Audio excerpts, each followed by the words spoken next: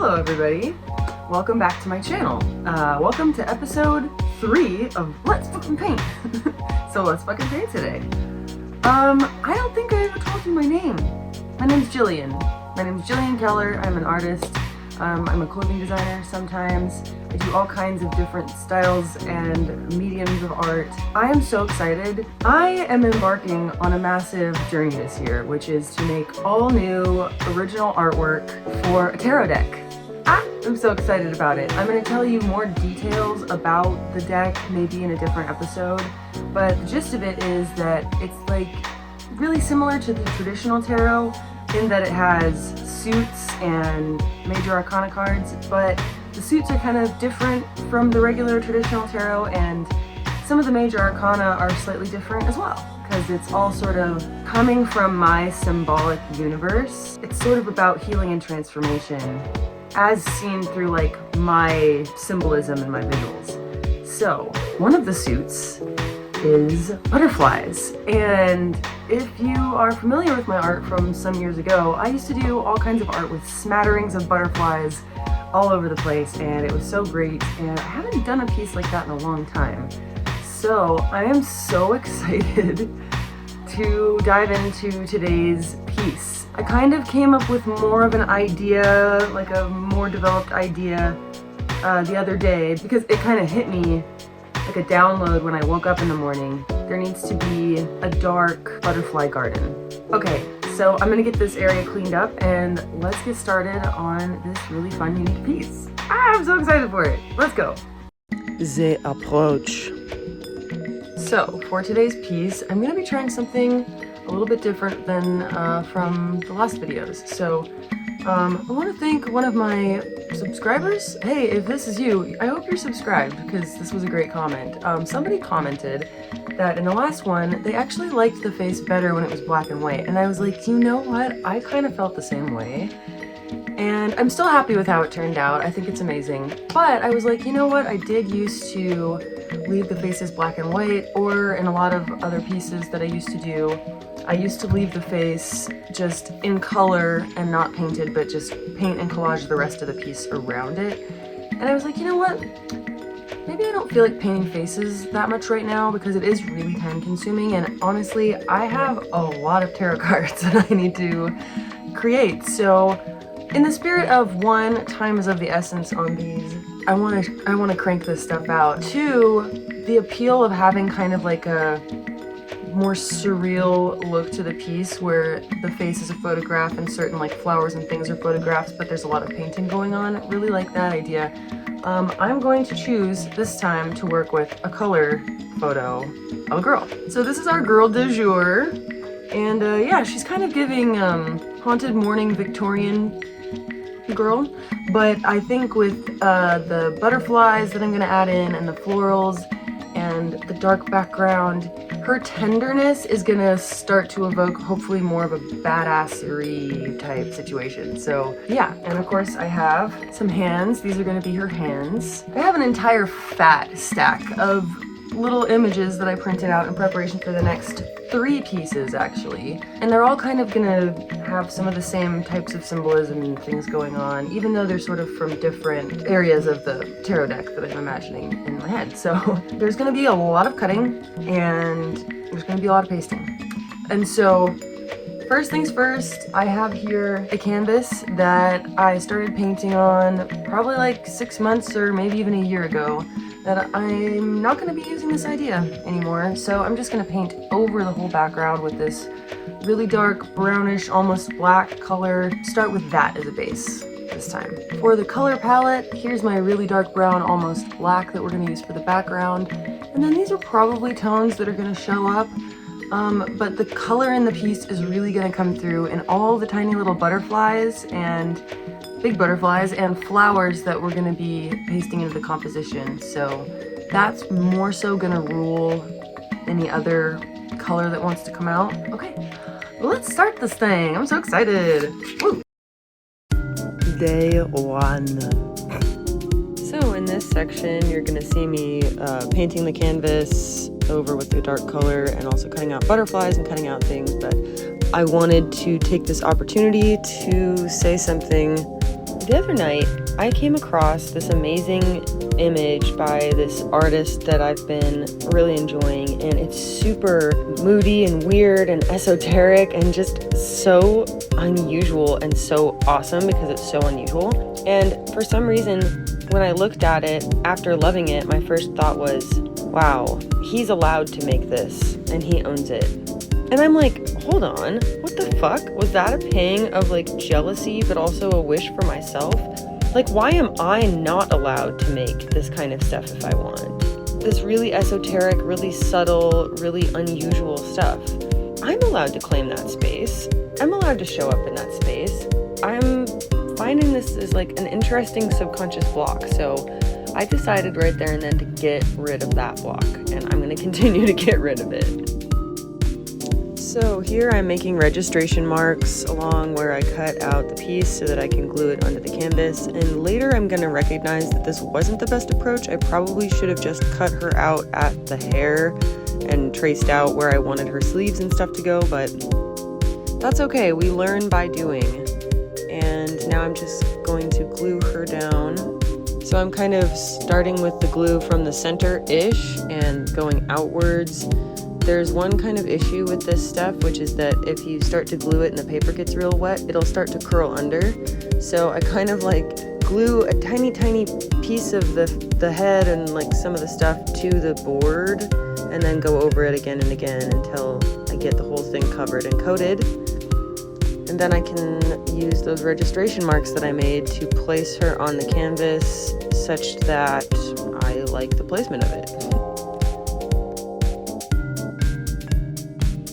Then just smooth her out and try and wipe off any excess glue that got on the face, and that's it.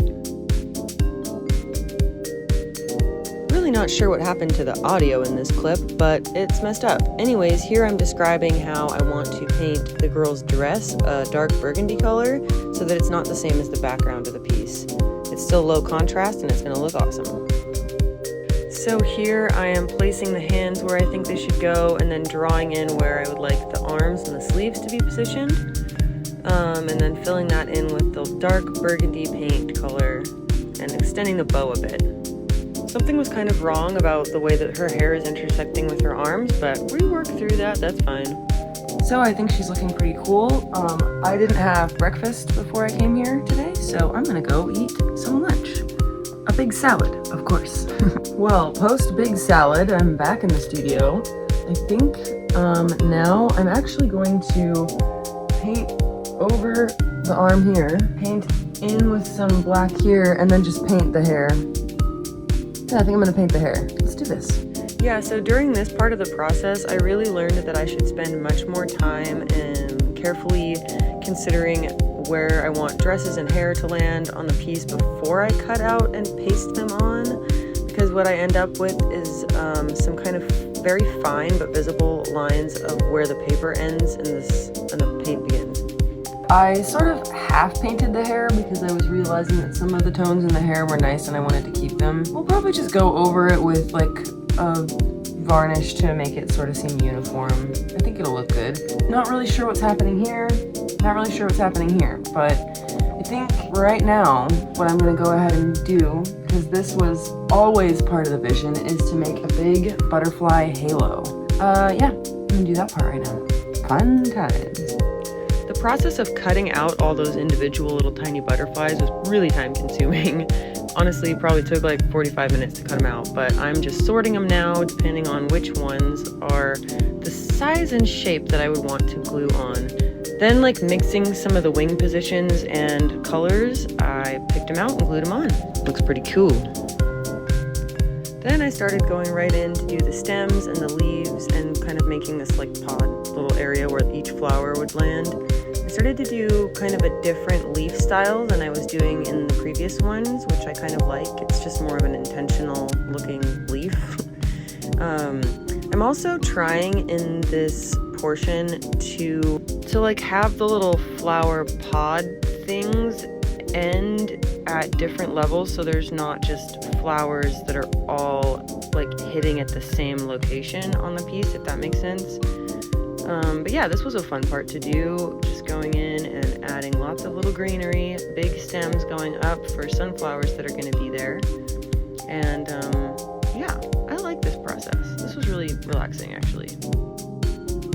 Now I'm going to cut out my big butterflies and my big moths. Don't know if it's clear here, but I'm trying to show my cutting technique. Basically, I'm using my right hand cutting hand with the scissors to slowly scissor down on the paper while keeping it in the same location, and then my left hand is rotating the piece of paper around to where the cut line should be.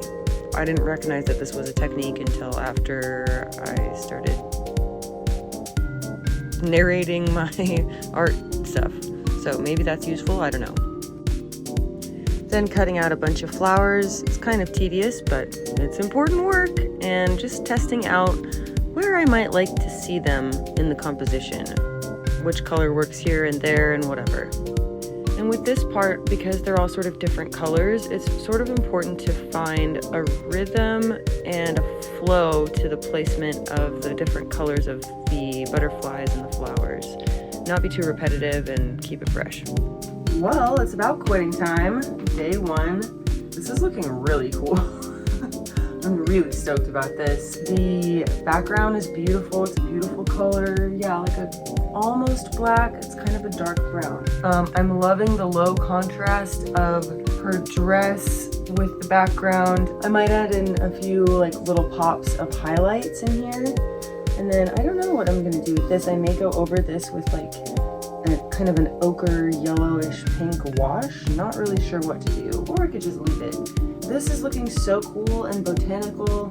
All of these flowers are really beautiful. I love her little halo of butterflies. I'm thinking about extending the flowers up a little bit higher, or making them kind of come in from the top and the sides just slightly. And then what do I do with this part? Maybe I make it gold. Maybe I leave it as is and just have flowers behind the butterflies or something like that. I don't know. Either way, it's really, really cool. I'm super stoked about it. I love that she's holding these little guys in her hands. And yeah, as far as the placement of all of these, that's subject to change, I guess, depending on what I feel like doing. All the flowers and butterflies, except for the ones on the halo, are taped down for the time being. So yeah, it could change, or it might not. I am thinking perhaps I would like to go back over some of these flowers, like that one, and that one, that sort of are on the dress, so that her dress is a little more prominent. Right now it just sort of looks like she's always just right behind the garden, but maybe she needs to look more like she's actually in the garden. So if I were to eliminate those there and have the dress coming down, that might do what I want it to do. But I love it. So I guess that's about it for today. Yeah, we'll see y'all tomorrow. If I had a hat, I'd tip it to you. If you're enjoying this content, please make sure to give it a like and hit subscribe so you can always follow me along my journey into the abyss. Day 2. Good morning, everybody. Top of the fucking morning to you. Welcome to day 2 of this piece behind me. Before we get started today, I want to rail on something for a second. Can we do that?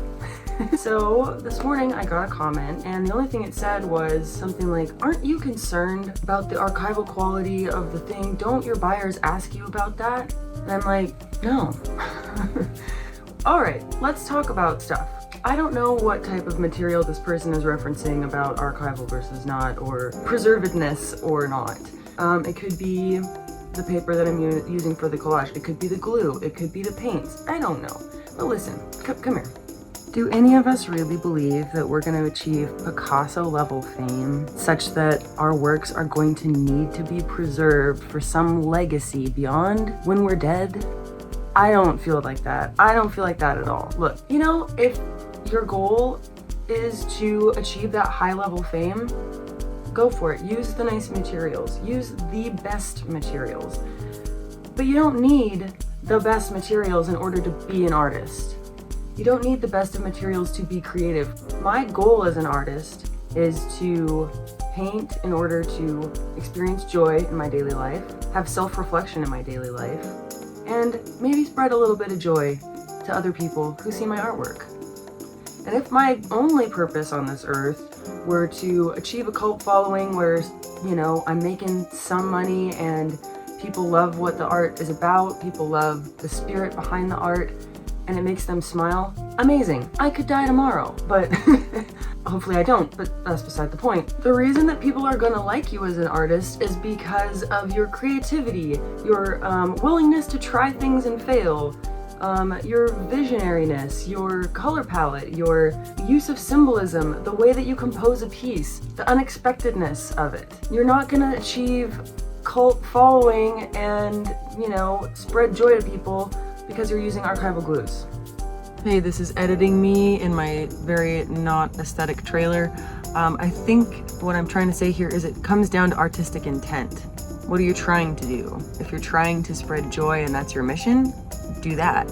And don't focus on the materials. But if you're trying to do great fine art and have, you know, acid-free this and archival that, fine. But it's about the intent, I think. And my intent is not to be a fine artist, although I think I'm pretty fine. The material doesn't particularly matter. I'm not really convinced that house paints, interior latex paint, is all that different from any other acrylic paint you can possibly buy. I don't paint with oils. I've never fucking painted with oils. It's plastic with pigment. As for the glue, you know, it sticks. I'm a firm believer that you, as an artist, get to choose the materials that you like to use that work for you, and then just explore different cool ways to use them. Explore what works best, what doesn't. This is all part of the process of being an artist, and sometimes we stumble upon materials that are totally unconventional, but we're like, this works for me, so I'm gonna stick with that. And that's what I do. It's just not really about being highbrow for me. There is this hierarchical weirdness about the art world that I really don't like, and this comment just made me think of that. Certain art practices or techniques have a lot of pomp and circumstance about them, and I'm just really not about that, if you can't tell. I mean, we try things out, we pick what we like, and we explore. Now, all that being said, yeah, use a nice varnish on your pieces. I like to seal mine with golden UVLS. I'll insert a picture of it. I don't have it in the studio right now because I ran out of the other bottle. Coat the thing in spray varnish first, and then I will go in with maybe another liquid varnish, and then I finish it off with the UVLS. And it generally protects the piece really well. I used it when I was doing resin artwork, and I also used UV resistant resin. But that was like a totally different process, but I did learn that the UVLS is really good, and that's, you know, it's nice and thick. It's a great way to seal off your pieces. And, you know, tell people who buy your stuff, don't put it in an overly humid environment. Don't put it in direct sun, like where it's getting like all day direct sun. Don't put it in non-temperature controlled environments, I say, as I have a non-temperature controlled environment. Paint with whatever you want, collage with whatever you want to collage with. Have fun, experiment. Yeah, I'm not gonna be Picasso famous and need to have like some legacy of my art like after I die. I'm one person with one brain and 2 eyes and 2 ears and 2 hands out of billions on the planet. So I'm gonna be of consequence to a few people, and that's beautiful, and that makes me happy. And that makes me feel like I'm doing what I'm supposed to do. Van Gogh didn't care about what kind of paints he was using. He was in a mental institution. I'm basically a walking mental institution, okay? So I think that's all I want to say about this topic. Now let's get back into actually making shit. Okay, woo, let's do it. I decided that she needed some clouds in her night garden, and so yeah, I started with the dark brown that I had mixed earlier with a black to make the background of the canvas, and the dark brown is just slightly lighter, so it makes it pretty surreal and kind of pops. Using various different colors of blue to sort of blend together to make a cloud effect. Then I'm testing out where I want these flowers to go, and yeah, that's basically what's going on here. You just gotta test it out and see what you like best. Sometimes you'll realize that you want to like blend the colors that are in the background into the background based on what's in the foreground. I don't know how else to describe it, but I chose to have blue flowers that are coming up higher so that it kind of makes sense with the background and doesn't add to like the clutter of the extra bright colors like the orange and stuff like that. And I think it was pretty successful. She doesn't need a whole lot more. She's really getting close to being done. This is sort of the part where I'm trying to be very conscious of the fact that there is this like negative space that's really, really pretty, and I'm glad that I sort of raised her face level up further than what I have been doing, so that this sort of halo and this color occupies the top part of the canvas. I'm liking how the clouds are positioned. Along with the negative space thing, this is also the part where you don't want to overcrowd it, right? I'm very conscious of the fact that like there's a lot going on down here and a lot of colors. I don't want to overcrowd the image with all those colors, but still, I think she needs some gold, and I don't want to completely fill in the halo above her, around her head with gold. I think I'm gonna make like a miniature, smaller halo inside of that like little fairy ring, so to speak. I'm probably adding in some highlights on the dress, so maybe we'll start with that. So before I added the highlights to the dress, I just went and glued down all the flowers because I was really happy with the placement of them on there. And then after that, I went in and added the highlights to the dress. Yeah, really happy with the placement of the butterflies and whatnot. So I'm going in with a lighter color burgundy and then blending it with the darker burgundy that was sort of the base color of the dress. Just doing that basically all over. And yeah, you can see here that I made the skirt part like kind of pop out in front of the garden, which I love. Excellent detail there. And yeah, just making them puffy sleeves, baby. And the collar was really fun too. Just little subtle details. And then I added like a little button lace area. I added some blue to her eyes because there's a lot of blue in this composition, so I wanted those to pop and kind of be a nice complement to it. And then I added the gold halo, a miniature halo, which I actually centered sort of around where her head was rather than centering it inside of the butterfly halo. I don't know how to describe that very well, but it makes it so that her head is more enveloped by the halo than I would have been if I had just centered it in the center of the composition. It looks really great, man. I love it. Then I'm adding some darker tones to the stems that I had made earlier, just to give it a little bit more dimension. And then I actually went in and added some lighter colors to the ones on top because I didn't realize that I was painting with two different tones. But yeah, this really made it pop, and I absolutely love the surreal quality that it's giving. Yes, excellent touch. Then I'm going in and doing some gold. I added little tiny gold dots to her eyes, and then I'm adding little dots of stars all around the composition. And let me tell you, this really set it off and made it super magical and ethereal and fantastic. Just tiny little dots here and there, trying not to overcrowd any type of one area with the stars, but kind of going in 3s or 5s, and big and small dots, just with that. And then in this clip, I'm trying to use the gel pen in order to add little antennas in to the butterflies and the moths. But this gel pen like really doesn't work super well on canvas, so I ended up actually just going over with gold paint over all of the little antenna parts that I had made. And that's really gonna be the finishing touch on this piece, is the little gold antenna.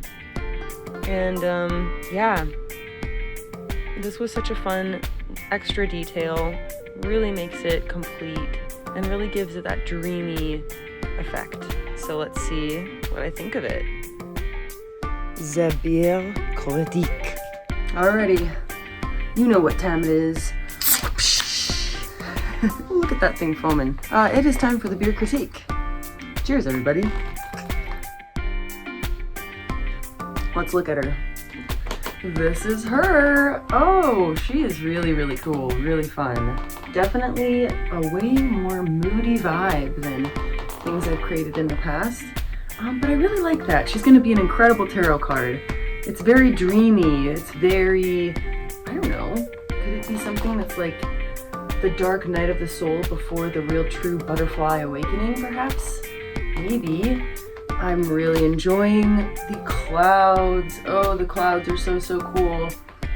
They like sort of, they're really subtle. They don't like blend into the background, but this pop of this brightness and even like the subtlety of this brightness over here, and especially this right up here, it kind of makes you imagine that a moon is sort of shining up there from behind the clouds. I love the little gold stars. That adds some really beautiful dreamy twinkliness to the whole thing. You know, the other thing I really love that I did is when I came in with this lighter burgundy outline to sort of make her pop off of the background a little bit more. Excellent touch. It looks perfect. I'm glad that I didn't do anything with the bow because there is some white in the other like butterflies and flowers in there, and so I figured, like, you know, I usually don't have white in my pieces, but this works. A variety of colors for the flowers is really fun. The variety of different butterflies is really fun. Love that I came in and made these stems a little bit more two-tone. It kind of looks really surreal. It almost doesn't really match like the rest of the things that I have done recently, or probably in a really long time, but I love it. It's absolutely fantastic. I'm definitely going to do more pieces with this darker background because, you know, there's a lot of stuff in the tarot that's a little bit dark, and these are like, you know, these dark moments come up in our sort of spiritual or emotional or even just psychological journey to sort of become the better person that we're wanting to be, that we're meant to be. She did sort of become more badass and not so innocent. She's really holding her own. I'm really also happy with how these flowers here have sort of extended up to meet the clouds, but they're blue like kind of the clouds, and so it reads still as negative space without actually being negative space. And then I love these little guys, little babies, and then they all have antennae now. So yeah, I think it's really cool. It's very surreal, and I'm gonna make more like this. It's really fun. Yeah, this one was pretty straightforward, and it went quick. So guys, I guess that's it. We did it. We made another piece. I really like it, and I really hope that you enjoyed hanging out with me and learning a little bit more about my process and my opinions on things.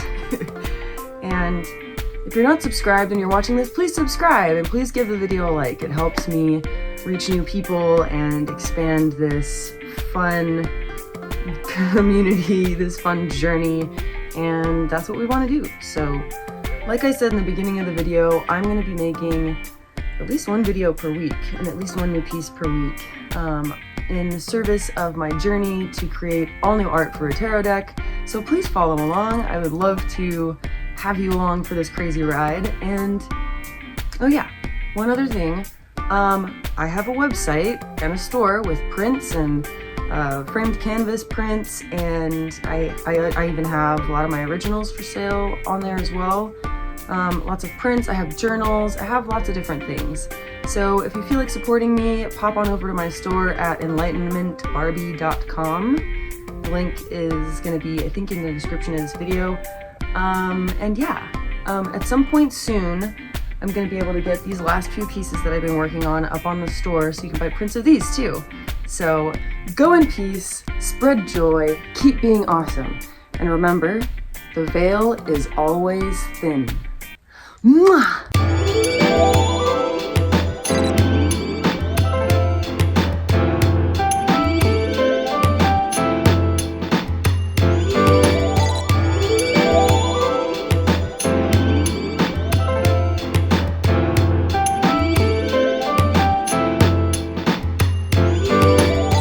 If you like this kind of content, make sure you subscribe. See you later.